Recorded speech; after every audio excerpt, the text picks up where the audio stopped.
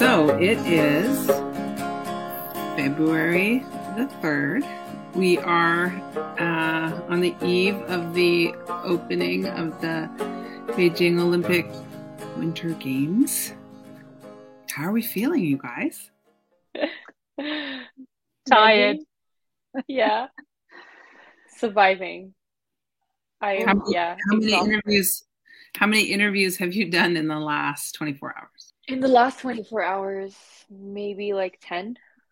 And Mandy? this week, maybe like 20. Samantha and I were still messaging at, what was it? You would have been 1 a.m. It was about midnight here. We were Yeah. messaging about what should we say about really late at night.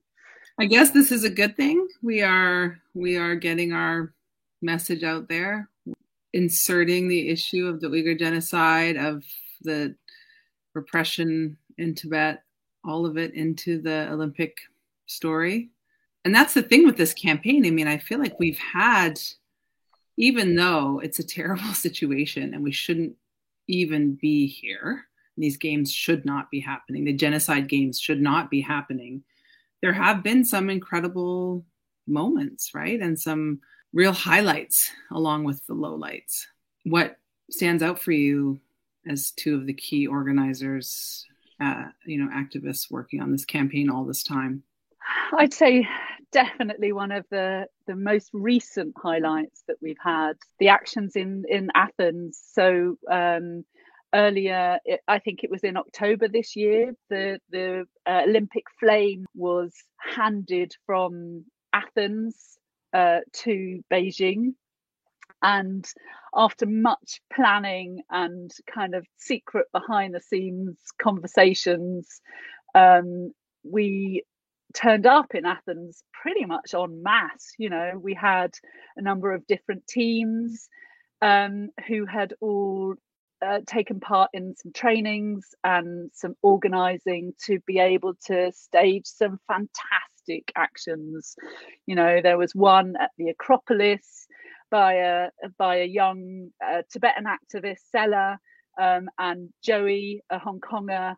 And they climbed up some scaffolding on the Acropolis and dropped some Tibetan and Hong Kong flag and shouted slogans. The media took some fantastic photos. We got a huge amount of coverage of it. Zamrata and I were in the background somewhere. Where were we? We were.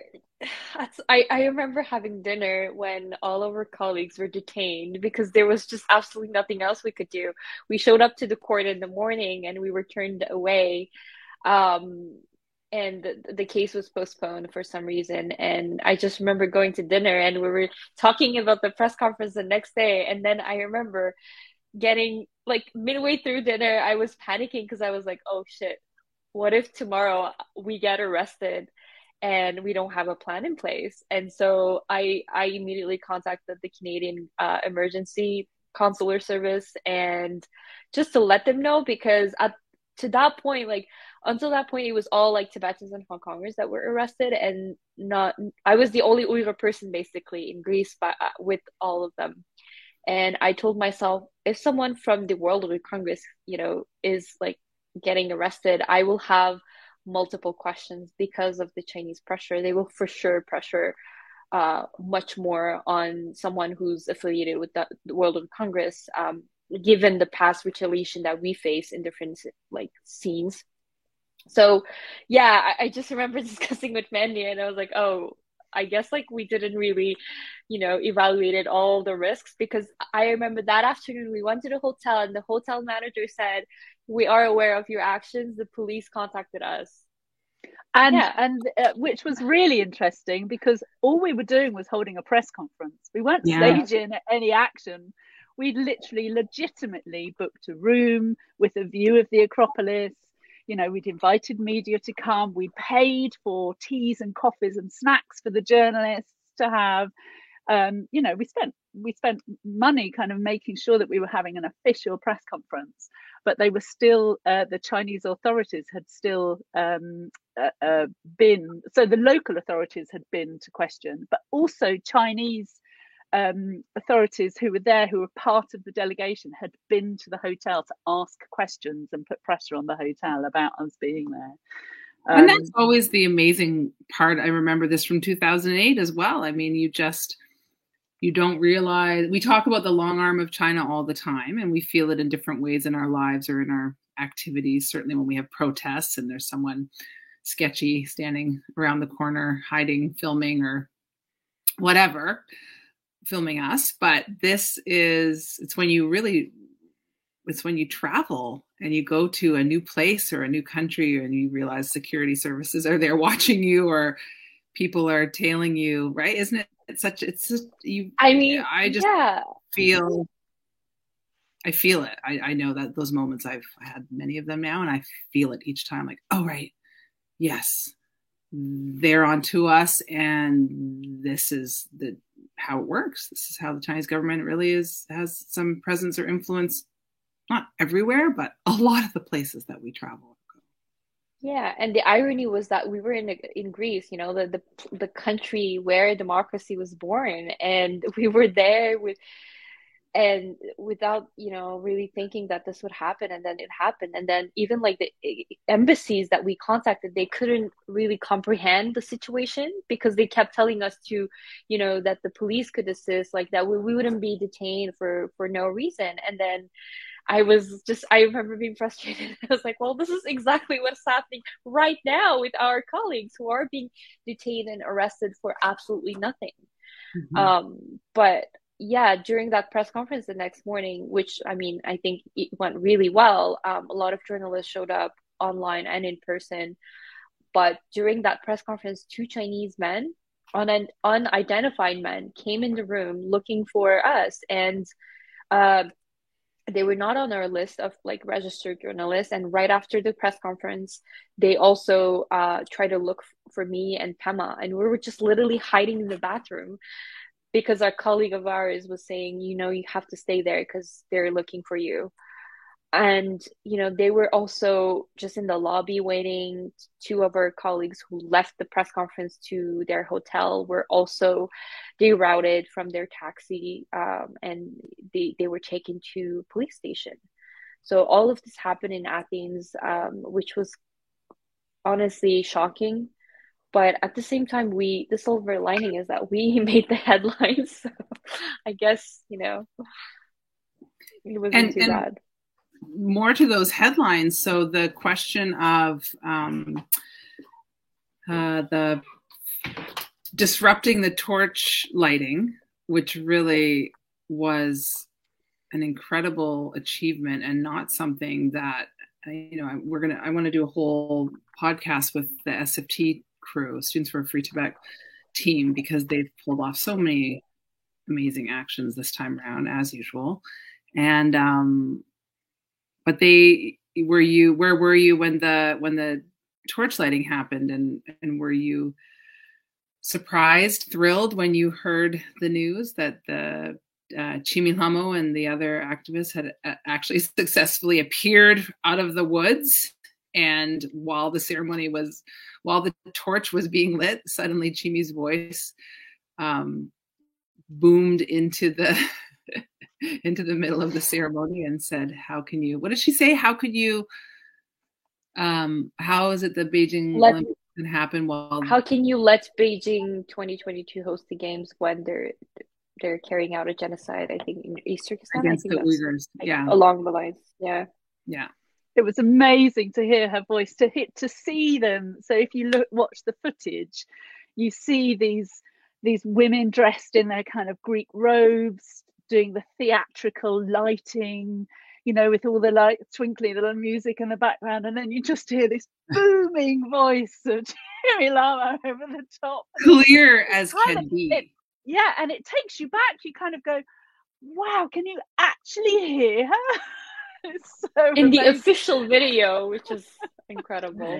It's so amazing. It reminds me of that time when I think it was Hu Jintao was at was it in DC at the White House, and you could hear the protesters you know, all the way down where they've been cordoned off, but they were shouting so loudly. We know that Hu Jintao could hear their voices at the White House. You know, it's that type of protesting is so amazing. It's so worthwhile and gives everyone such a sense of we've achieved something. We made the Chinese leaders hear our voices when Tibetans and Uyghurs and Hong Kongers are silenced somewhere else, and they can hear us now. And it's, you know, as activists, it's such an amazing feeling. Yeah, and they also, you know, showed up with banners, which was like no genocide games, which was all captured by media. And you could, in the official video of that ceremony, you could see security running like immediately, which is just so funny to watch as well. Well, and it's also precious, right? I mean, the voice of the announcer and these, you know, women doing this role play. I mean, it's all a bit ridiculous as far as I'm concerned, but just the, you know, it's such a fantastic disruption of all of that. And that's what I feel like these games are just kind of sadly, just a joke now. And certainly China's Olympics are, and it's all just a, you know, facade, put all of this, the values and all the things they talk about, the spirit and everything. It just feels so empty and so bankrupt. But that moment, that action, and Cheemin Lhamo and that voice, her presence just changes everything. It's especially good because it's also precious, and it's just such with the theatrics and the hushed tone of the announcer, the flame is being lit. And then just really, I feel like Free Tibet! Free Turkestan! It couldn't be better, really, the juxtaposition of these two forces. And really, these moments, I mean, why do they matter from a direct action campaign standpoint? Why, you know, we know they obviously feel good for all of us who are trying to make our voices heard, and the voices of Tibetans and Uyghurs and others heard. But, you know, why do these moments matter just in a bigger sense and towards our objectives? What would you say? I think it was important for us to use this opportunity to shine the light on the human rights atrocities that are happening all across China and its occupied territories, and to focus less, you know, to make these games less about the actual games, and make it more about the human rights issues, which I think to some extent we've really managed to do because, you know, I was also talking to journalists earlier, like they were asking me if I deem this campaign to be successful, and I think I do, because when you Google Beijing Olympics, I think the first things that's going to come up is articles about our campaign. So I think that's pretty great, that we've managed to reach out to different audiences, because one thing that, you know, we know, which is true, is that we are kind of in the human rights bubble. In the human rights world, where we assume that a lot of people know about these things and about China specifically and the different abuses they're carrying out. But when you step outside of the human rights world, you realize that actually, you know, not a lot of people are familiar with who the Uyghurs are or who the Tibetans are, and what's happening in Hong Kong. So I think with this campaign, what we've managed to do is really also go beyond the usual audience that we have. You know, we've targeted the sport audience, the sports fan, the athletes, the broadcasters, the corporate sector. And, you know, even though like the corporate sponsors have refused to basically engage with us, they heard our pleas. They've received our letters. They heard about our campaign in the news. It did not go unnoticed. So I feel like we've really managed to target different audiences, and that's why now athletes are starting to speak up. They're even in, you know, looking to boycott the opening ceremony, which I don't think would have happened without this campaign. So yeah. Mandy, anything to add in terms of what the campaign has achieved, or even though the games are going ahead? Oh, I mean, I think it's achieved so much. I mean, like Zimrata was just saying, it's gained us columns and columns of inches of news reports and articles, which, are a really good way for us to attempt to weaken China's propaganda arm. Their propaganda arm is so strong. They have spent an absolute fortune trying to buy influencers, so influencers on TikTok, on Twitter, on all social media platforms, to be writing stuff which is the entire lies about the situation in Tibet and the situation in East Turkestan. And so us doing these direct actions enables us to kind of get the truth out there and get the real messages out there that there isn't happiness with people. Uyghurs aren't singing and dancing like they are in China's propaganda videos. Tibetans aren't kind of wandering around, worshipping Xi Jinping as their kind of spiritual leader. They want a photo of His Holiness, so it enables us to kind of get across the real messages and what Tibetans and Uyghurs and Hong Kongers are really thinking. I think that's kind of one kind of major success of this recent campaign. But I just want to turn to another kind of massive applause raising moment for us in the campaign, which is when the boycott announcements started coming out. And I mean, I sit at my computer an awful lot, way more than is healthy for anybody.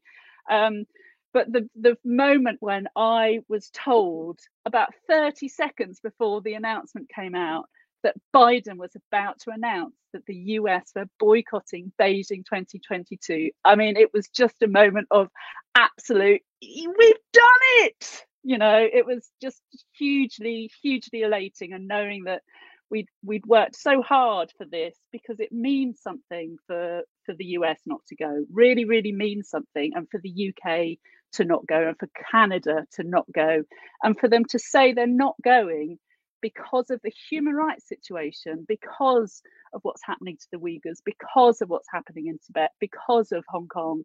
It means so much, not just to us as campaigners, but Tibetans inside Tibet. They will have got that message. They will know that they have done that, and we will know that eventually how Tibetans feel about that moment and what the US and the UK and Canada and everybody else has done. But also it really matters because Xi Jinping and China, the Beijing kind of army, will be absolutely furious that we have thrown water onto their party and kind of made people go, Biden's not going. Why is that? Why are the US boycotting and questioning and finding out, the truth of what's really happening? And, for me and for us, that's kind of an incredible success of this campaign. I've been saying it's the bare minimum that governments can do at this point, considering there's a genocide and crimes against humanity happening. But at the same time, and, I know there has been criticism that the diplomatic boycotts in the end are just sort of a hollow tokenism. But really, we know that this matters to the Chinese government, that they wanted, like in 2008, all of the world's leaders sitting there side by side and giving them, applauding for them.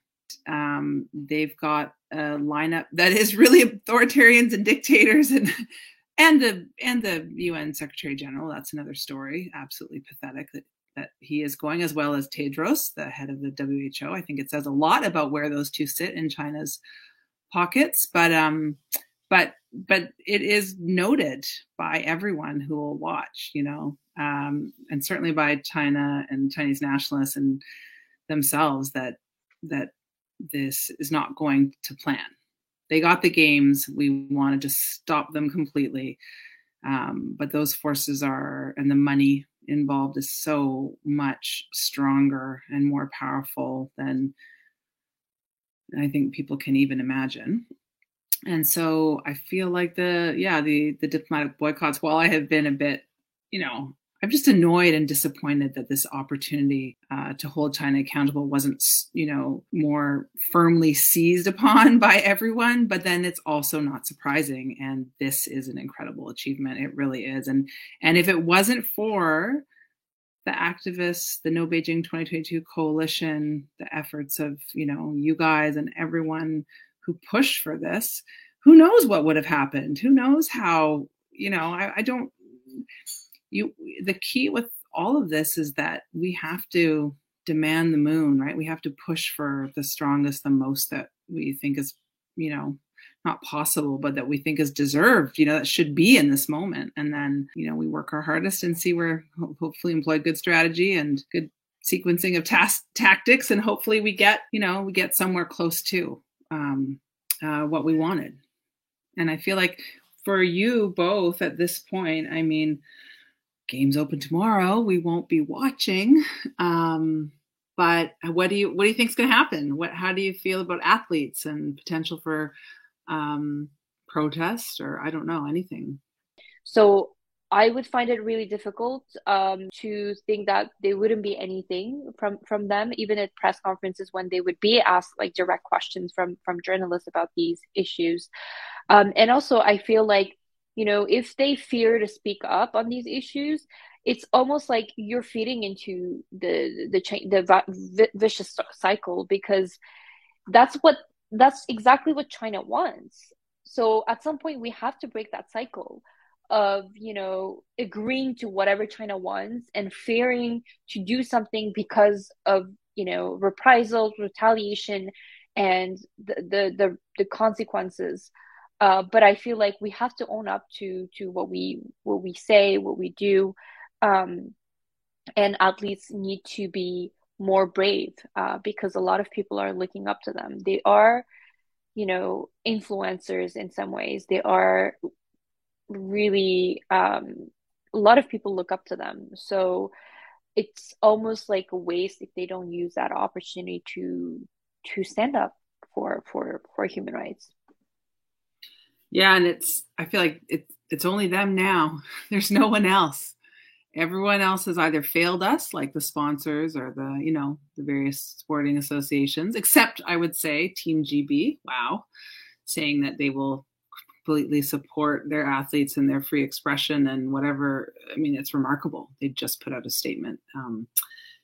So that is incredible. But I feel like, yeah, it's just them now. Tibetans are locked down in Tibet. Chinese citizens, those protest pens or whatever was there in 2008, that was all a bit of a joke. But Chinese citizens, courageous Chinese citizens, did sign up and register to hold protests at that time. And of course, they were not treated well in the end. It was all a facade, or, it was just for show. But certainly there are no protest pens this time.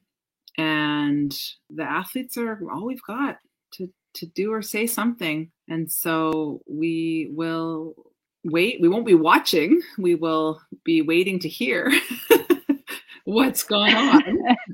We will be waiting to hear. And, we have great relationships with journalists and the media. And, as you two know, they have been calling and writing and urging for us to speak to them over the course of the last few weeks, and that's really escalated ahead of them going. We know that they're going to be asking athletes about what they think about the situation, and we know that they will feed back to us any information that they think is going on, because they will want to know what we think about it. So we are very grateful to our wonderful free media, despite the fact that they themselves are not going to have much freedom when they're there. That they're locked in the bubble. They can't go to Tibet. They can't, they can't even wander around Beijing to go and try and speak to, Wosei, the Tibetan blogger who's there, or any of the other, Chinese activists who are outspoken in Beijing. They're all locked away. They've had their social media accounts all taken down, and they're under lockdown. So even if journalists were allowed to get out, they wouldn't be able to actually even speak to them. So we're really grateful for them, that they at least have a lifeline to us, and we can pass on information to them, and we'll be speaking to them whilst they're there. Well, here we go, onwards to the Genocide Games. The I Will Not Watch campaign will be rolling. Mandy, you said 5,000 people have signed up to watch the alternative opening ceremonies, or have signed up to not watch the games at this point? So far, we have at least 5,000 who have pledged to not watch the games. That's a really significant amount of supporters who have said, no, I'm really not interested in that. Taking the step to sign up for it. They're taking the step to sign up. And they're not the ones who are just posting the I Will Not Want hashtag on Twitter, which is, when you look, it's kind of all over the place. So there are more than those people who will not be watching. It's been a real treat to actually see people showing that they are really unhappy about this, and they're not even going to watch their teams. Good things in a terrible situation, and incredible solidarity between our groups. And thanks to Xi Jinping and the Chinese government for providing us all this opportunity to strengthen our ties, work together, hone our skills and our networks and relationships, and we're not going to stop. Look forward to working together, post. I think everyone is looking forward to working together post Beijing Olympics. Make it end, and let's go kick the Chinese government's butt. And we will do that, because we are a force to be reckoned with now. We're a really strong combined movement, and we're going places. Yeah, it's also one of the best things that came out of this campaign as well. Definitely. Thanks, you guys. Thanks for talking with me on this Tibet Unlocked podcast number 2. It's a pleasure. Thank you for having us. Yeah, really.